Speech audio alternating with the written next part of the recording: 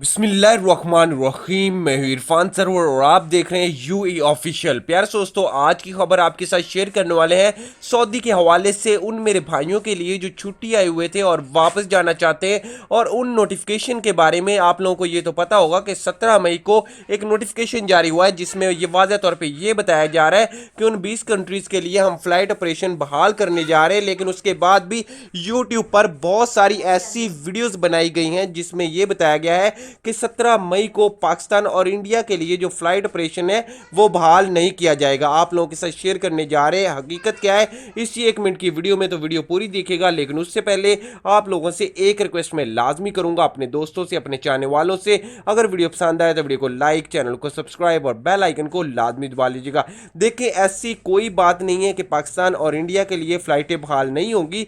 जहां पे उन 20 कंट्रीज के लिए बहाल की जा रही हैं तो पाकिस्तान और इंडिया के लिए भी मुकम्मल तौर पर फ्लाइटें बहाल होंगी इंशाल्लाह इंशाल्लाह। सिर्फ आप लोगों ने ये दुआ करनी है कि कोरोना केसेस में इजाफा ना हो, कोरोना केसेस जल्द से जल्द कम हो जाएं। ठीक है दोस्तों, तो आप लोगों को टिकट अगर आप लोग करवाते हो इस टाइम 17 मई से पहले पहले, तो आप लोगों को 30% डिस्काउंट मिलेगा पीएई की जानिब से। अगर आप उसके बाद करवाते हो तो आप लोगों को पता है कि 30% वो ज़्यादा भी